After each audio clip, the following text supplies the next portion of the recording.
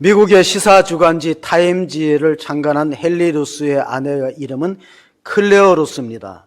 그는 모든 역사 속의 인물은 한 문장으로 한 줄로 요약될 수 있다는 말을 했습니다. 예를 들어서 에브라함 링컨은 노예 해방의 아버지, 토머스 에디슨은 발명왕, 우리나라의 세종대왕은 한글을 창제한 분, 그리고 우리가 지난주에 읽었던 아브라함은 단 한 줄로 말하면 어떤 사람이라고요? 믿음의 조상. 믿음의 조상이 바로 아브라함이다. 빌 게이츠는 컴퓨터 황태자, 컴퓨터의 황제. 그 다음에 우리가 잘 아는 스티브 잡스는 IT의 선구자. 저는 아직도 그 스티브 잡스 애플사의 로고에 한입 베어 먹은 사과의 뜻이 뭔지는 몰라요. 근데 참 인상적인 거 아닙니까? 그러면 오늘 본문에 등장하는 모세는 그 인생을 한 줄로 요약한다면 하나님의 사람이라 이렇게 부를 수 있어요. 하나님의 사람. 그 모세가 시편 딱 하나를 남겼는데 그게 90편인데 90편 여러분 시편 90편에 그 표제에 보면 하나님의 사람 모세의 기도라고 되어 있습니다. 제4권 밑에. 그 시편 90편 10절 12절을 우리가 한번 같이 보시면 우리의 연수가 70이요 강간하면 80이라도 그 연수의 자랑은 수고와 슬픔뿐이요 신속히 가니 우리가 날아가나이다. 누가 주의 노여움의 능력을 알며 누가 주의 진노의 두려움을 알리까. 우리에게 우리의 날 계수함을 가르치사 지혜로운 마음을 얻게 하소서. 아멘. 모세가 나이가 많아서 이 시편을 기록하면서 자신의 인생을 해보니까 참 인생이 무상하기가 그지없다. 우리의 연수가 70이고 강건하면 80이라도 그 연수의 자랑은 수고와 슬픔뿐이고 신속히 가니 날아가는 것 같아. 지난주에 우리나라의 가요 오디션의 마지막 미션이 뭐냐면 인생곡을 부르는 거예요. 인생곡. 자기 삶의 가정사라든가 살아온 가정 속에 인생곡을 선택해서 불렀는데 그 진선미에 뽑힌 젊은 출연자들 가운데 1등, 2등의 공통점이 어릴 때 부모님이 헤어져서 할머니 손에서 자랐어요. 잘 성장한 것이죠. 그리고 미에 해당되는 3등은요, 2년 전에 신장암 수술을 했어요. 그래서 자기의 인생은 신장암 수술 이전과 이후로 나눈다. 그런 고백들을 했는데 그 중에 1등의 인생 미션곡이 나우나 감사라는 곡입니다. 오늘 우리가 찬양팀과 함께 범사에 감사라는 찬양을 첫 곡으로 불렀습니다.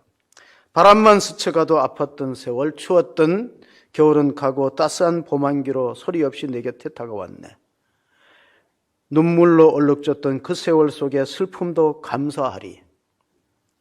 구부러진 가지 끝에서 새싹이 피어나듯이 아픔의 기억들이 이제는 감사되어 노래하며 달래네.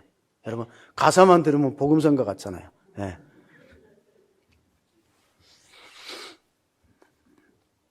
이런 오디션 프로는 밤늦게까지 방영하니까 제가 새벽 기도 때문에 일찍 정자를 드니까 보지 못하고 인터넷으로 리뷰해서 보았습니다. 여러분 오늘 신명기 5장의 내용은 10계명의 리뷰입니다. 출애굽기 20장의 10계명이 이미 선포되었는데 그 다음 세대는 계명을 잘 모르니까 재방송, 재계약해서 리뷰해서 선포한 것이 바로 신명기 5장입니다. 우리 출애굽기 20장에 10계명이 들었다는 걸 잘 알지만 신명기 5장에 반복해서 나온다는 걸 아셔야 됩니다. 왜냐하면 모세가 이제 나이가 많아서 하나님 부르실 때가 됐어요. 나이도 이미 120세 가깝고 출애굽 2세대들을 가나안 땅이 보이는 모압 평지에서 3편의 설교를 남기는 게 신명기입니다. 그래서 우리가 구약 성경을 3가지로 구분하면은 첫째는 율법서예요. 모세 오경을 율법서라 부릅니다. 그 다음에 우리가 역사서가 있어요. 쭉 역사. 그 다음에 시가서가 있습니다. 그래서 그거를 이제 유대인들은 구약 성경을 타낙이라고도 하고 그 중에 대표적으로 모세 오경을 토라라고 불러요. 토라. 그러니까 모세가 썼다. 모세가 기록했다. 그래서 모세 오경이 굉장히 중요한데 어떻게 보면 모든 성경의 모판이 모세 오경과 같아요. 거기에는 이제 출애굽 2세대들에게 주는 말씀이 있는데 사도 바울이 죽기 전에 자기 믿음의 후계자에게 이런 칭호를 붙였어요. 너 하나님의 사람이다. 디모데전서 6장 11절 보시면은 오직 너 하나님의 사람아 이것들을 피하고 의와 경경과 믿음과 사랑과 인내와 온유를 따르며 믿음의 선한 싸움을 싸우라 영생을 취하라 이를 위하여 내가 부르심을 받았고 많은 증인 앞에서 선한 증언을 하였도다. 그러니까 바울이 지금 순교를 앞두고 마지막 썼던 편지가 디모데전서와 디모데후서입니다. 모세가 죽기 전에 마지막으로 기록으로 남긴 것이 오늘 읽었던 신명기서예요. 새는 죽을 때 소리가 슬프고 사람은 죽을 때 말이 진실하다고 합니다. 그러므로 사도 바울은 믿음의 아들에게 아주 놀라운 칭호를 붙였는데 너 하나님의 사람아. 그러니까 구약에서 하나님의 사람이라고 호칭된 거는 모세고 신약은 디모데예요. 그럼 오늘날 성도는 뭐냐? 성도는 하나님과 계약을 맺은 백성이라는 뜻입니다. 구약에는 그걸 성민이라고 불러요. 이스라엘아 너는 성민이다. 그런데 신약은 성도라고 불러요. 교회는. 그러니까 성도라는 말 속에는 하나님의 부름받은 백성이라는 뜻도 있고 하나님과 계약관계에 있다는 뜻도 있어요. 그래서 우리가 신명기의 계약서를 다시 한번 보시면은 신명기 5장 1절 3절을 보시면은 모세가 온 이스라엘을 불러 그들에게 이르되 이스라엘아 오늘 내가 너희의 귀에 말하는 이 규례와 법도를 듣고 그것을 배우며 지켜 행하라. 우리 하나님 여호와께서 호렙산에서 우리와 언약을 세우셨나니 이 언약은 여호와께서 우리 조상들과 세우신 것이 아니요 오늘 여기 살아있는 우리와 세우신 것이라. 여러분 출애굽 2세대들은 자기 선조들이 시내산에서 모세로부터 십계명 받던 잘 몰라요.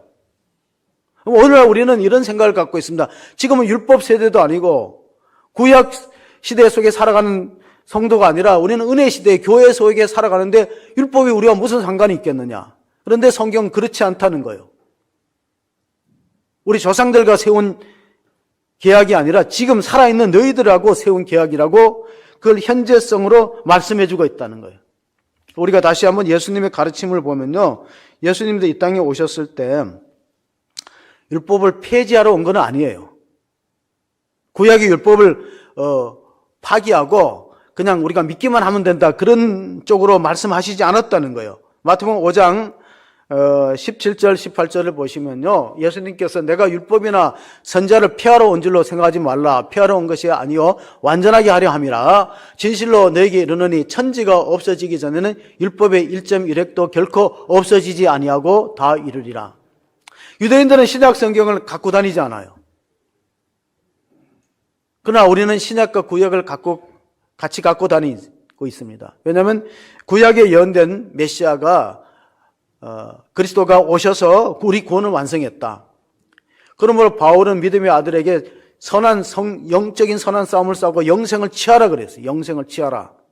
천국에 침노하는 자가 빼앗는데 예수님의 말씀과 서로 통하는데 여러분이 신앙생활하고 영생을 놓쳐버리면 의미가 없다는 거예요. 영생을 취하라. 싸워서 믿음의 선한 싸움을 싸워서 영생을 취하라. 그리고 우리가 천국은 침노한 자가 빼앗는다는 말씀도 예수님이 해주셨습니다. 이어지는 마태복음 5장 20절 22절을 보시면요. 내가 너희에게 이르노니 너희 의가 서기관과 바리새인보다 더 낫지 못하면 결코 천국에 들어가지 못하리라. 옛사람은 말한 바 살인하지 말라. 누구든지 살인하면 심판을 받게 되리라 하였다는 것을 너희가 들었으나 나는 너희에게 이르노니 형제에 대하여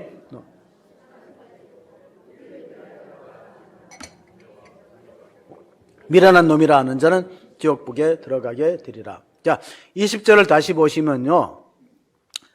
자, 내가 너희에게 이르는 너희 의라는 건 뭡니까? 신앙생활에 계명과 율례를 다 지키는 걸 의로움으로 여겼어요. 그러면 바리새인과 서기관들은 구약 성경 말씀 문자대로 지키려고 아주 애를 썼던 종교인들입니다.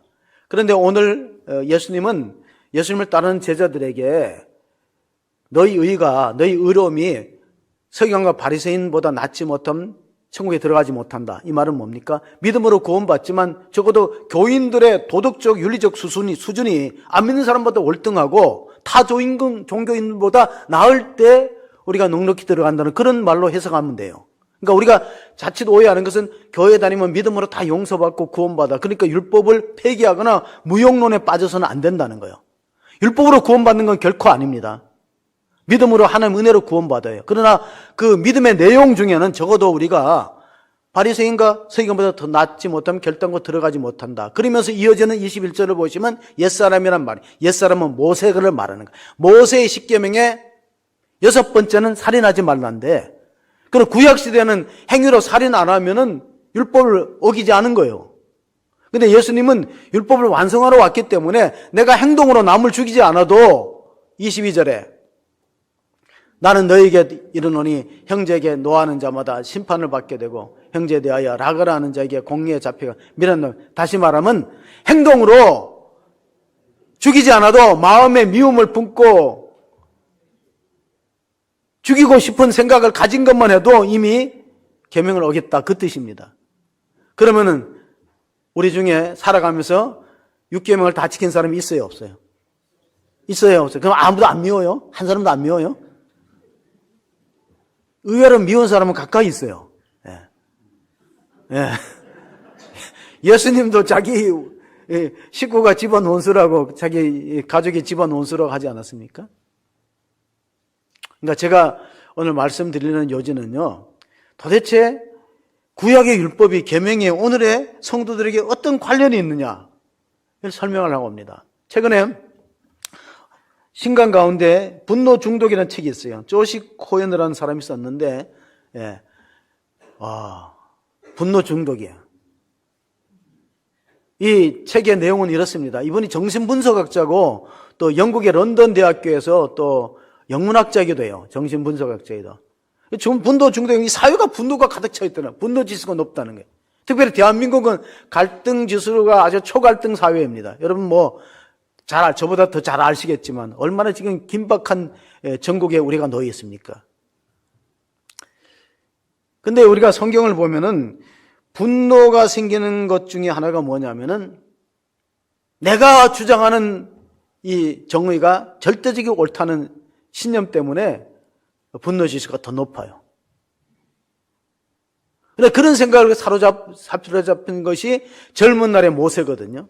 자, 모세가 여러분 잘 아는 것처럼 모세가 원래는 버려지는 아이였어요. 나일강에 버려지는 아이인데 갈대 상제에 대해 역정을 치러서 나일강에 버려졌는데 그 당시에는 그렇게 사내가 남은 다 죽이라 그러니까 이집트의 통치 밑에서. 그런데 바로 왕의 공주가 발견한 거예요. 모욕 갖다가 시녀들하고. 그래서 건져내서 애굽 왕궁에서 40년 자랐어요. 하루 나가보니까 자기 동족들이 얼마나 고생하고 채찍에 맞고 강제 노역에 시달리는지 그냥 애굽 간호를 쳐서 죽여버렸어요. 그 정의감이거든요. 그래서 모래 땅에 묻어버렸어요. 출애굽기 3장의 내용을 말씀하는 거예요. 근데 이게 왕이 알잖아요. 그래서 그 땅에 살 수가 없어서 저기 미디안까지 정치적으로 망명을 갑니다. 이제 나 버렸어요. 앞으로 왕이 될 그런 계승자의 지위도 버리고 다 버리고 그 이드로의 양을 치면서 또 40년 세월이 흘러갑니다. 그럴 때 한 번은 호렙산에 시내산에서 하나님의 부르시는 음성을 들었어요. 떨기나무가 불이 붙었으나 타지 않는 거예요. 가까이 가니까 모세야 모세하고 부르는 하나님의 음성을 들었어요. 네가 선 것은 거룩한 곳이니 내 발에서 신을 벗으라. 내가 너한테 사명을 주니 다시 애굽으로 내려가서 이스라엘 동족을 구원해내라. 그리고 모세가 아니 내가 가면 맞아 죽을 텐데 잡혀 죽을 텐데 내가 어찌 갑니까? 저 못합니다. 말할 줄도 모릅니다. 그럴 때 아니다.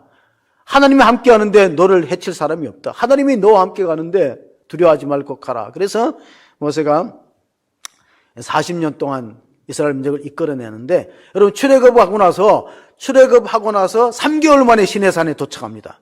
근데 오늘 성경에 보니까 그게 호렙산으로 나와 있어요. 호렙산으로 우리가 보시면은 그 호렙산으로 나왔는데 호렙산과 시내산은 어떤 차이가 있는가? 그러니까 산이 많아야 이게 바위산이 많은데 그 중에서 이제 가장 높은 산이 시내산이라는 학자도 있어요. 시내가 다 내려다 보인다. 그래서 시내산은 아닐 건데 가장 높은. 그리고 어떤 분은 서쪽 산이 호렙산이다. 서쪽에 있는 시내산은 바위산인데 제가 그 태백산을 자주 올라갔는데 태백산은 1548이라고 불러요. 우리 그쪽에 사는 우리 친구들끼리는 1548이라고 불러요. 1548m라는 뜻이에요. 그러면 시내산은 몇 미터? 2285m예요. 그 좀 한참 올라가다 보면 유명한 수도원이 있어요. 유서 깊은 수도원이 성 캐더린 수도원이 있습니다. 제가 꼭 한번 가보고 싶은 거예요. 성 캐더린. 왜냐하면 거기는 초대교회 수도자들의 영성의 향기가 묻어있는 그런 이제 지금은 히랍 정교회가 관리하고 있는 운영하고 있는 수도원이 있습니다. 거기서 한 800m 더 올라가면 시내산 정상인데 순례자들이 갈 때예요. 좀 다리가 아프고 힘든 분들 낙타를 타고 갑니다. 젊은 분들 아주 기운이 높은 분들은 그 이제 시내산 정상에 올랐는데 거기서 무엇을 받았냐면 십계명을 받은 거예요. 십계명. 10가지 계명. 그 십계명이 받았던 하나님과 이스라엘 민족의 계약 문서가 십계명이거든요. 그런데 1세대들이 다 불순종하고 가나안 땅에 못 들어간다고 불평원망하다 죽고 지금 신명기 5장에 나타나는 사람들은 2세대들이에요. 2세대. 2세대들이 선조들이 세웠던 계약을 우리가 모른다 할까봐 우리 부모님하고 하나님하고 계약을 세웠지 우리에게 관계없다 할까봐 모세가 그렇지 않다는 거예요. 오늘 우리가 읽었던 말씀 3절을 신명기서 5장 3절을 다시 보시면요. 신명기서를 보겠습니다. 신명기서 5장 3절 이 언약은 우리 여호와께서 우리 조상들과 세우신 것이요 오늘 여기 살아있는 우리와 세운 것이다. 자, 우리 조상들과 세우신 것이 아니고 오늘 우리하고 관련이 있다는 거예요. 그러니까 구약 성경이 오늘 성도들에게 무슨 관련이 있냐 이런 말씀을 우리가 할 수 없다는 거예요. 오늘 우리하고 관계 있는 말씀인데 특별히 신약 성경 가운데 보면 에베소서 4장 26절 27절의 말씀이 있습니다. 분을 내어도 죄를 짓지 말며 해가 지도록 분을 품지 말고 마귀에게 틈을 주지 말라. 분을 품고 있으면요 마귀에게 틈을 주는 게 뭐냐면은 마귀가 노리는 공동체가 두 군데가 있어요. 교회와 가정입니다. 분을 품고 부부간에 분을 품고 있다면 가정이 깨어집니다. 해가 지도록 분을 품고 있으면은 교회가 분열될 수 있습니다. 그래서 마귀에게 틈을 주는 거예요. 마귀가 노리는 공동체가 가정과 교회예요. 이제 수많은 가정들이 해체되고 어려움을 겪지 않습니까? 그럼 오늘 우리는 이 율법과 언약과 어떤 관계가 있는가? 사도 바울이 에베소 교회에 이런 말씀을 주셨습니다. 에베소 2장 11절 13절에 보면 그러므로 생각하라 너희는 그때 육체로는 이방인이요 손으로는 육체에 행한 할례를 받은 무리라 칭하는 자들로부터 할례를 받지 않은 무리라 칭함을 받은 자들이라. 그때 너희는 그리스도 밖에 있었고 이스라엘 나라 밖에 사람이라 약속의 언약에 대해서는 외인이요 세상에서 소망이 없고 하나님도 없는 자이더니 이제는 전에 멀리 있던 너희가 그리스도 예수 안에서 그리스도의 피로 가까워내니라. 자, 바울이 이 에베소 교회에 주시는 말씀은 무슨 뜻이냐면은 원래 하나님이 선택한 백성은 유대인 이스라엘 백성밖에 아니라 그리고 이스라엘 백성들은 할례라는 것을 받고 그 계약 문서에 살에다가 도장을 찍은 것이 할례입니다. 표시한 거죠. 그러면 이방인들을 뭐라고 그랬냐면 무할례자라고 무시하고 깔봤습니다. 저 사람들은 하나님도 없고 소망도 없고 다만 이 땅을 살다가 죽어가게 되는 멸망할 존재들이고 우리는 하나님 나라에 들어갈 그런 택한 백성이다는 자부심을 갖고 있었는데 이게 없어졌다는 예수님이 와서 피 흘려 죽으심으로 우리가 언약 밖에 있고 약속에 밖에 있던 외인들이 하나님과 관계를 맺는 언약의 공동체가 되었음을 믿으시기 바랍니다. 그러니까 우리는 교인이 되었다는 건 뭐냐면 하나님과 계약 관계에 있다는 거예요. 하나님과 계약 관계. 근데 그 계약이 우리로 보면 엄청난 축복의 계약인데 우리가 그걸 잘 안 읽는 거예요. 계약 문서 성경은 안 읽잖아요. 엄청난 축복이에요. 어떤 성경학자는 36,500가지의 축복의 문항들이 성경 안에 기록되어 있는데 우리가 보험 계약하면 그 매뉴얼 잘 다 읽는 사람 한번 손 들어보세요. 읽어요, 안 읽어요? 안 읽죠. 안 읽어요. 그러니까 이 성경 말씀은 하나님 인생 매뉴얼 축복 행복의 교과서인데 안 읽어요. 그러나 우리 잊지 말아야 할 그거 못 읽는다고 해도 잊지 말아야 할 것은 저와 여러분은 하나님과 계약관계에 있다는 걸 잊지 마시기 바랍니다. 계약관계, 계약을 깨면 어떻게 됩니까? 위약이 되죠. 연예인이 요즘 매스컴에 나오는 연예인이 뭐 미성년자와 사귀었다 뭐 이렇게 해서 이제 그 중도 하차가 되면 어떻게 되는가? 광고에 출연했던 위약금을 물어야 되는데 200억이에요. 200억.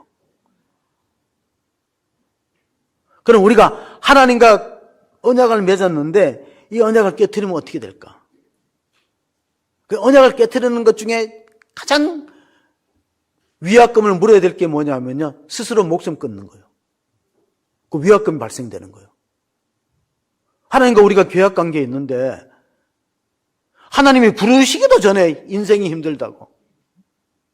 요즘에 지난주에 토요일 날 신문을 읽으니까 생명의 전화 센터 원장이 글을 기고했더라고요. 자기 생명의 전화에 109번으로 걸면 돼요. 혹시 109번 필요하신 분은 109번으로 거시면 돼. 그럼 생명의 전화에서 받아요. 우리나라에서 가장 많이 떨어지는 다리가 마표대교로 가더라고요. 마표대교. 가장 많이 떨어져요. 자기 경험 중에서 기억나는 사례가 있나니까 30대 후반에 어떤 남성이 전화를 했더래요. 생명에 전화한 거죠. 지금 한강에 떨어지려고 가고 있다는 거예요. 뭐냐니까 사업을 하는데 부도가 나갔고 은행에서 대출을 자꾸 독촉하고 갚을 길도 없고 그래서 마지막 선택하는 것이 이제 떨어지는 거다. 가고 있다. 그래서 죽기 전에 전화 한번 가요. 생명의 전화. 혹시 받나 싶은. 생명의 전화도 경기도도 이제 있는데 1544로 나오는 번호가 있는데 24시간 받아요. 자원봉사자들이. 그래 봤는데 그 상담했던 원장이 이렇게 말했대요. 나하고 1시간 상담이 이제 끝난 다음에 다시 죽고 싶은 생각이 들을 때 실행하지 말고 나한테 다시 한번 전화해달라. 그리고 지금 나하고 얘기했던 걸 아내랑 얘기하라 그랬어요. 근데 이제 오전에 전화가 끝나고 오후에 다시 전화가 왔대요. 아내랑 얘기했다는 거예요. 공원에 벤치에 가서 사실 내가 생명의 전화에 걸어갔고 내 사정을 얘기했다. 그랬더니 아내가 펑펑 울면서 당신이 죽으면 나도 죽는다. 그래 무마시키고 다시 전화를 해갖고 아내한테 얘기해갖고 내 고민을 얘기하고 했더니만 우리가 같이 손을 붙들고 막 같이 안고 울면서 극복해보자. 그래서 살린 거지요. 그러니까 하나님과 우리의 그 십계명은 뭐냐면 가만히 보면요, 살인하지 말라는 것은 생명을 보호하는 거예요. 간음하지 말라는 건 가정을 보호하는 거예요. 도둑질하지 말라는 건 재산을 보호하는 거예요. 그 십계명이 우리한테 무거운 짐이 아니고 우리의 울타리가 되는데, 근데 우리가 신앙생활하는 사람들이 오해하는 게 뭐냐면 교회 나가면 자유가 제한되고 구속되고 그 남자들이 안 올라 그러는 거예요. 뭐도 하지 말라. 술도 먹지 말라. 담배도 피우지 말라. 저는 먹고 피우면서 오라 그래요. 예. 먹고 피우면서 오십시오. 하나님이 끊게 해주셔야지 자기 힘으로 끊기가 어려워요. 레위기에 보면은 레위기 11장 45절에 보면 이런 말씀이 있어요. 나는 너희 하나님이 되려고 너희를 애굽 땅에서 인도하여 낸 여호와라. 내가 거룩하니 너희도 거룩할지어다. 나는 너를 애굽 땅에서 너희를 구원해서 하나님의 백성으로 삼기 위해서 성민으로 뽑아 구별되기 위해서 계명을 주는 거예요. 만약에 계명이 없다면 우리가 이방 사람하고 무슨 차이가 있습니까? 그래서 사도 베드로도 우리 성도의 정체성을 뭐라 그러냐면요, 여러분 이 굉장히 중요한 말씀인데 베드로전서 2장 9절을 보면 우리 성도의 아이덴티티, 정체성이 뭐냐? 그러나 너희는 택하신 족속이요 왕같은 제사장들이요 거룩한 나라요 그의 소유된 백성이니 이는 너희를 어두운 데서 불러내어 그의 기이한 빛에 들어가게 하신 이의 아름다운 덕을 선포하게 하려 하심이라. 그러니까 우리가 세상 사람들하고 구별되게 거룩하게 하나님의 율법의 테두리 안에서 살아간다면은 이거는 하나님의 아름다운 덕을 세상 사람들에게 광고하고 선전할 수 있는 그런 공동체가 교회이기 때문에 교회가 해야 될 가장 중요한 일이 뭐냐면은 우리가 합심하여서 나라의 위기가 있을 때 기도하는 겁니다. 우리가 광장에서 외치는 것도 때로는 필요할지 몰라도 교인들은 광장에서 외치는 것보다 더 중요한 게 뭐냐면 성전에서 기도하는 겁니다. 역대기하 7장 14절을 한번 보시겠습니다. 역대기하 7장 14절에 보면 내 이름으로 일컫는 내 백성이 그들의 악한 길에서 떠나 스스로 낮추고 기도하여 내 얼굴을 찾으면 내가 하늘에서 듣고 그들의 죄를 사하고 그들의 땅을 고칠지라. 여러분, 땅을 고친다는 건 뭐냐면 역사의 방향을 바꾸어 놓겠다는 하나님의 의지를 드러낸 것입니다. 다시 말하면 이 땅에 많은 성도들이 성전에서 기도하면 하나님이 결정하실 때 이 역사가 이 방향으로 가면 안 되겠다, 이쪽으로 가야 되겠다는 결정을 할 수 있다는 것입니다. 지금 우리나라 상황은 마치 19세기에 아브라함 링컨이 남북전쟁 노예해방 때문에 전쟁이 일어났을 때 보좌관들과 참모들이 링컨에게 찾아와서 이렇게 말했습니다. 하나님이 우리 편이지요. 그래서 우리가 북군이 이겼으면 좋겠다는 게, 그 당시 게티즈버그에서는요 수많은 사상자가 났어요. 북군의 사상자 게티즈버그, 유명한 남북전쟁의 격전지입니다. 나중에 거기서 이제 링컨이 중요한 연설을 했어요. 게티즈버그에서 남북전쟁을 승리로 끝났을 때, 북군의 승리로 끝났을 때 게티즈버그에서요 대통령 에브라함 링컨이 남겼던 연설이 제가 중학교 영어 교과서에 들어있어요. Of the people, by the people, for the people. 그거밖에 몰라. 중학교 때 영어 교과서에 민주주의는 국민을 위해서, 국민을 통해서 이루어진다. Of the people, by the people, for the people. 그 링컨의 보좌관 참모들이 한 말이 뭐냐면 하나님이 우리 편이지요 했을 때 에브라함 링컨이 이렇게 말했어요. 하나님이 우리 편이 되어달라고 기도하지 말고 우리가 하나님 편에 서도록 기도하자. 우리가 하나님 편에 서는 것이 그게 올바른 정의가 아니냐. 그런 모세는 자기가 주장하는 것이 올바른 것이고 정의라고 해갖고 사람 죽여버렸어요. 그러고 나서 도망자의 신세가 되고 말았습니다. 지혜로 또한 솔로몬이 잠언서에 쓰신 말씀 보면요, 잠언서 16장 9절에 보면 사람이 마음으로 자기의 길을 계획할지라도 걸음을 인도하는 이는 여호와시니라. 하나님의 말씀이 왕의 입술에 있은즉 재판할 때 그의 입이 그르치지 아니하니라. 다시 말하면 역사를 누가 이끌어가는가? 사람이 주권자들이 이끌어가는 게 아니라는 거예요. 우리가 정말 하나님 앞에 기도하고 매달리면 하나님이 재판관들의 마음 움직여서 하나님이 원하시는 방향으로 가게 하지 않는가. 민수기에서에 보면은 민수기에서 12장 3절에 이런 말씀이 있어요. 모세는 그 온유함이 모든 사람보다 승하더라. 그럼 모세는 원래부터 온유한 사람은 아니었다는 거예요. 실수하고 잘못도 저지르고 과오를 하다가 깨달은 거예요. 하나님에 의해서 훈련받고 연단되어서 온유하고 겸손한 사람이 되었는데 예수님께서는 마태복음 11장에 수고하고 무거운 짐진 자들아 다 내게로 오라. 내가 너희를 쉬게 하리라. 나는 마음이 온유하고 겸손하니 내 명예를 메고 내게 배우라. 지금 얼마나 어렵냐면 IMF보다 더 어려워요. 코로나 때는요 힘들어도 사람들이 많이 안 죽었어. 근데 지금은 작년 통계 2024년 통계에 14,000명이 스스로 목숨을 끊었어요. 14,400명. 제가 계산해 봤어요. 14,400명이면 한 달에 12,000명이다. 한 달에 12,000명을 30일로 나누면 하루에 40명이다. 심각한 사태에 놓여 있는데 이스라엘은 전쟁통에도 애들을 많이 낳아서 신문에 이렇게 기사가 났어요. 전쟁의 포성보다가 어린아이의 울음소리가 더 컸다. 이스라엘은 전쟁통인데도 애를 많이 낳고, 우리나라는 6.25 때는 자살한 사람 별로 없어요. 악재같이 살으려고 그러지.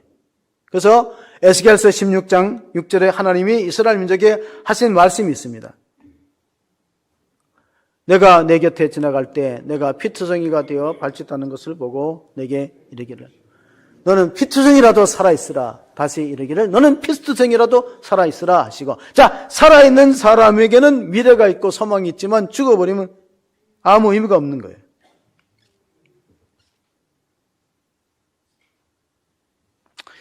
어떤 분은 장기적인 질병 때문에 정말 사는 게 힘든 사람도 있어요.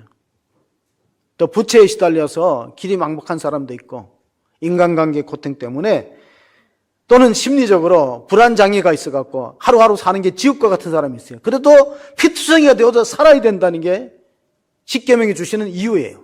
십계명은 생명을 살리는 거거든. 계명을 잘 지켜서. 근데 우리는 십계명을 다 지키기조차 어려워요. 이스라엘 민족들이 시내산에서 십계명을 받을 때 하나님 우리가 10가지는 다 자신 있습니다. 10가지를 우리가 준행하리라고 약속을 하고 계약을 맺었어요. 근데 10가지 다 지켰습니까?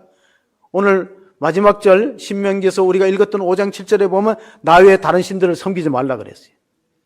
근데 얼마나 많은 우상을 섬기다가 이스라엘 민족들이 하나님의 징계를 받고 나라를 잃고 뿔뿔이 흩어졌습니까? 하나의 계명도 결코 지키는 것이 쉽지 않아요. 옛날에 우리가 구약 성경을 보면은요, 이스라엘 민족을 바벨론 포로에서 풀어줬던 왕이 바사 왕 고레스인데, 바사가 페르시아라는 말이에요. 페르시아 왕 고레스가 이스라엘 민족을 바벨론 포로 70년 만에 풀어줬고, 우리가 잘 아는 에스더서에 에스더가 왕비로 간택되었을 때 바사 왕 아하수에로의 왕비가 와스디인데 왕의 말을 안 들었어요. 콧대가 높은 여성이었어요. 왕이 잔치를 베풀어서 자기 그 황후의 미모를 자랑하고 싶은 남자의 그 어떤 과시욕 때문에 자기 대신들 앞에서 이 와스디를 불렀거든요. 자, 봐라. 우리 왕비가 이렇게 정말 천하의 절색이다. 그런데 콧대가 높아 안 갔어요. 그래서 와스디가 폐위되고 다음에 선택된 것이 유대인의 가정에서 자란 에스더가 죽으면 죽으리라고 가서 이스라엘 민족의 멸절을 막았는데 그때 생겨난 절기가 불임절입니다. 불임절. 그 바사왕 가운데 페르시아 왕 가운데 사흐리아르라는 왕이 있습니다. 사흐리아르. 이 사람은 어떤 사람이냐? 자기 측근으로부터 아내가 불륜을 저지른다는 말을 듣고 화가 나갖고 죽인 거예요. 그리고 나서 여성 협오증이 생겼어요. 그래서 매일 밤마다 그 바사 제국, 페르사 제국의 처녀를 한 명씩 불러갖고 그 미모가 뛰어난 사람 불러갖고 하루 동참하고 죽여버렸어요. 그런데 제상의 딸이 그 페르사 제국의 제상의 딸이 자기가 자원해서 에스더처럼 내가 죽으면 죽으리라는 마음을 가지고 자기가 스스로 자원해서 가서 왕과 같이 하루를 지내는데 얘기를 시작했어요. 얼마나 재밌는 얘기가 되는지 왕이 죽으려니까 다음에 스토리가 궁금해서 못 죽였대. 1000일 동안 못 죽였대. 1000일 동안. 그래서 생겨난 게 천일야와 아라비안 나이트입니다. 아라비안 나이트. 얼마나 얘기를 잘했으면은 그런데 그 1000일 동안에 그 얘기를 재밌게 풀어갔는데 그러다 보니 아기가 생겼잖아. 아기가 생기니까 결국 그 왕이 사흐리아르는 왕이 그 천일야호를 얘기해준 사람을 정식 왕비로 채택합니다. 죽이지 않고 정식 왕비로 채택하고 자기의 죄를 뉘우쳤대요. 내가 그동안 정말 못할 짓, 못쓸 짓을 했다. 연산군보다 더 폭군이었던 사람을 잠재운 것이 이야기였다는 이야기. 그러니까 예수님은 모든 성경 말씀을 비유로 하신 것은 이야기입니다. 이야기. 누가복음 15장 탕자의 이야기. 스토리가 그만큼 중요하다는 거예요. 그때 들려졌던 아라비안 나이트 가운데 알라딘과 신기한 램프가 있어요. 뭐 알리바바와 40일의 도적 이런 건데 제가 어릴 때 전학을 가갖고 친구가 하나도 없어요. 10살 때, 초등학교 4학년 때. 그래서 첫 번째 읽었던 동화책이 알라딘과 신기한 램프예요. 정말 책에 빠져서 너무 재밌더라고요. 알라딘과 신비한 램프. 거기 보면 요정이 탁 나타나면 자기 소원을 이야기하는 거예요. 그럼 들어줘요. 요즘에 어떤 분이 요정이 지니라 그래요. 지니를 불렀더니 탁 나타나갖고 소원을 말해보라. 그래가지고 자기 소원이 나이가 많은데 결혼 40주년인데 이렇게 말했대요. 아, 나 진짜 40주년 결혼에 세계 일을 한번 여행하고 싶다. 그랬더니 퐁 소리가 나더니 여행 티켓이 딱 떨어지더래요. 그래서 가야 되는데 그 티켓을 지고 나서는 지니를 다른 데로 불러갖고 물어봤대요. 근데 그 두 장인데 이왕이면은 좀 나보다가 한 20살 어린 여자랑 갔으면 좋겠다. 자기 70인데 한 50대 된 여자랑 가고 싶다. 그러니까 알았다고 하는데 보니까 퐁 소리가 나더니 자기 나이가 90으로 변했더래. 아내의 나이는 똑같고 자기 나이만 90으로 변하니까 20살 차이가 났어. 그러니까 남자들의 마음이 그런 것 같아요. 결국은 자기께 제가 넘어진 것이죠. 하나님께서는 오늘 말씀하시기를 모세의 온유함은 지면의 모든 사람보다 승하다 그런데 우리가 마태복음 5장에 보면 팔복 이야기가 나오죠. 팔복. 그 팔복에 예수님이 세 번째 복이 뭐냐면 마음이 온유한 자는 복이 있나니 땅을 기업으로 얻을 것이라 그랬어요. 땅을 많이 가지는 사람은 땅덩그리면 살 수 있는데 땅을 많이 가진 사람은 사나운 사람이 아니에요. 온유한 사람이 땅을 갖는다. 시편 37편 11절에 다윗의 시편을 보면 그러나 온유한 자들은 땅을 차지하며 풍성한 화평으로 즐거워하리로다. 여러분, 우리가 아프리카의 원시림을 보면 사자나 호랑이가 땅을 차지하는 게 아니고 초식동물, 사슴노루가 차지합니다. 인간 세계도 마찬가지예요. 강한 사람은 부러져요. 여러분, 노자가 죽을 때 제자들에게 입안을 보라 그랬어요. 무엇이 보이느냐? 그러니까 스승의 노자의 입을 보니까 이빨은 다 빠졌어요. 뭐 그때 아마 임플란트가 없었겠죠. 그럼 뭐가 보이겠어요? 혀만 보이겠죠. 그게 노자의 도덕경의 가르침입니다. 상선약수라. 물은 약한 것 같아도 얼마나 힘이 세요. 상선약수. 강했던 이빨은요, 혀에다가 상처를 주지만요, 나이 먹으면 다 사라져요. 강한 사람은 부러지고 사라지고, 혀는 부드럽고 피해를 입고 상처를 입고 피를 흘리지만 살아남는 건 혀야. 그래서 모세는 그 온유함이 지면의 모든 사람보다 승하였더라. 오늘 우리가 십계명의 가장 원조가 출애굽기에 있는데, 출애굽기 한번 십계명 주시기 전에 19장 4절 6절 한번 보시겠습니다. 내가 애굽 사람에게 어떻게 행하였은가? 내가 어떻게 독수리 날개로 너희를 업어 내게로 인도하였음을 너희가 보았느니라. 세계가 다 내게 속하였느니 너희가 내 말을 잘 듣고 내 언약을 지키면 너는 모든 민족 중에서 내 소유가 되겠고 너희가 내게 대하여 제사장의 나라가 되며 거룩한 백성이 되리니 이는 너는 이 말을 이스라엘 자손에게 전할지니라. 자, 하나님과 계약 관계에 있었는데 그 계약 문서가 십계명입니다.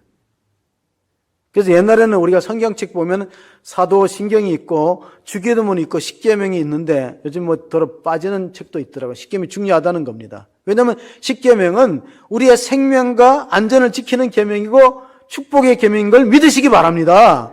근데 우리가 그걸 자꾸 구속으로 얘기해요. 아이고 안식일을 지키라. 이렇게 바쁜데 뭐 매주일마다 어떻게 안식일을 지켜? 빠지기도 하고 그래야지.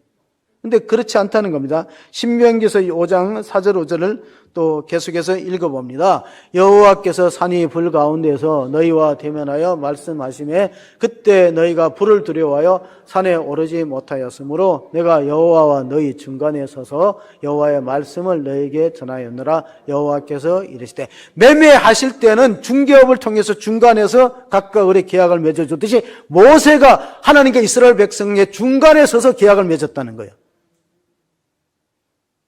그런데 이제 계약 당사자가 다 죽었어요.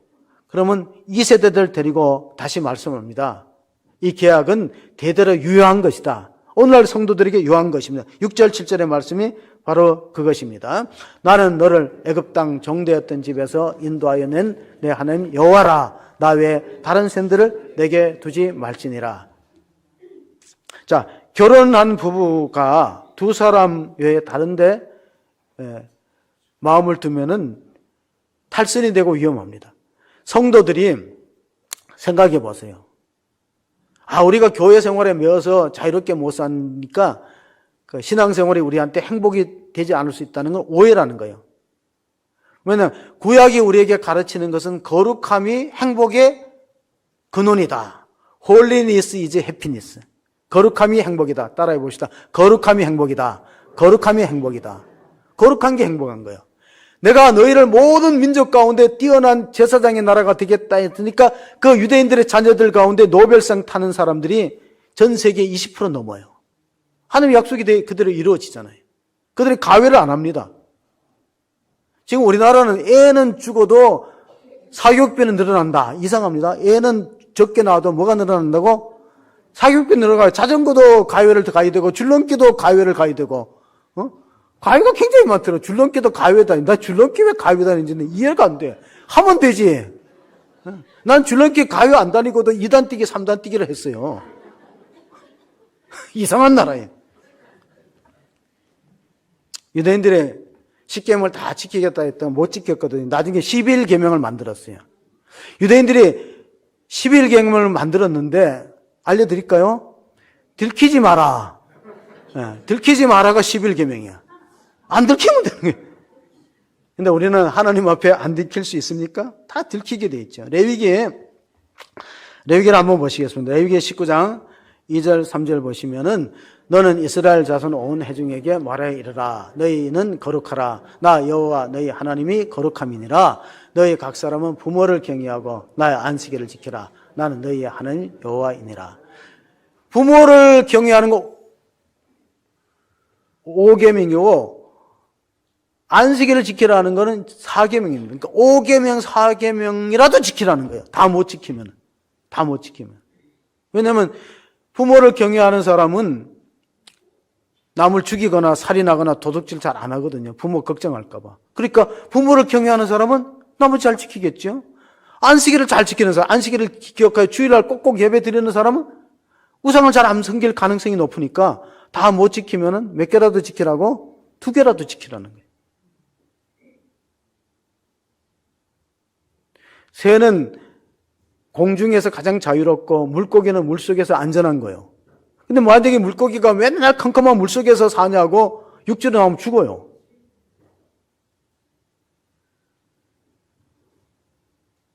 비행기도 막 다니는 줄 알았더니 항로가 있대요. 기차도 레일을 다녀야지 레일 밖으로 나가면 탈선이 되는 거예요. 사고 나겠죠. 근데 우리가 율법이라는 걸 무거운 몽개로 알고 짐으로 알고 교회 다니면 자유가 제한되고 구속받는다. 전혀 오해라는 겁니다. 보네포 독일의 고백교회 보네포 목사는 제자도회라는 책에서 이렇게 말했어요. 하나님이 우리를 부르시고 예수님이 우리를 초청하는 것은 와서 죽으라고 부르는 거다. 그런데 그 죽음이 영생으로 이어지는 죽음이래. 이 땅의 삶으로 끝나는 것이 아니라 영원한 생명으로 이어지기 때문에 육군은 육지에서 죽고 공군은 공중에서 죽고 해군은 바다에서 죽고 방위는 쪽팔려서 죽는다. 뭐 그런 말도 있는. 우리가 군대 들어갈 그 무렵에는요 방위를 그렇게 취급했는데 지금은 안 그래요. 대위 위에 방위 있다. 대위 위에 방위 있다. 그러니까 혹시 방위 출신 오해하지 마세요.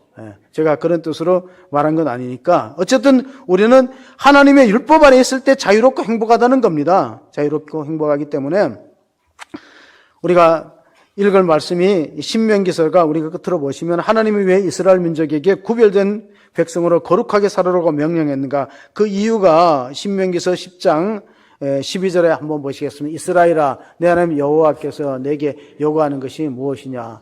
내 하나님 여호와를 경외하며 그 모든 도를 행하고 그를 사랑하며 마음을 다하고 뜻을 다하여 내 하나님을 섬기고 오늘 내가 오늘 내 행복을 위하여 내게 명하는 여호와의 명령과 규례를 지킬 것이 아니냐. 그러니까 모세가 죽기 전에 다음 세대를 사랑하는 마음으로 이 말씀을 한 거예요. 여러분, 우리 어머니 기도회 때 부르는 노래 가운데 이 세상의 부모 마음 다 같은 마음, 아들, 딸이 잘 되라고 행복하라고 마음으로 빌어주는 엄마의 기도. 그러니까 이 계명을 준 것이 하나님을 위해서 준 게 아니라는 거예요. 12절에. 너희들이 행복하라고, 너희들이 안전하라고, 너희들이 복받는 사람이 되고 그 생명의 영구히 길라고 주신 것인데 왜 그 말씀의 우타리를 벗어나서 마음대로 살아가려고 하느냐. 그것이 너희들의 불행의 시초가 되었다는 것을 신명기에서는 강조하고 있습니다. 그래서 우리가 마지막으로 읽을 말씀은 바로 로마서 3장 30절 31절입니다. 할례자도 믿음으로 말미암아 또한 무할례자도 믿음으로 말미암아 의롭다 하실 하나님은 한 분이시라. 그런즉 우리가 믿음으로 말미암아 율법을 파기하느냐? 그럴 수 없느니라. 도리어 율법을 굳게 세우느니라. 자, 로마서에서 가장 강조되는 것이 의인은 믿음으로 말미암아 살리라. 믿음에서 믿음에 이르게 한다. From face to face. 믿음에서 믿음에 이르게 한다가 로마서가 강조하는 내용입니다.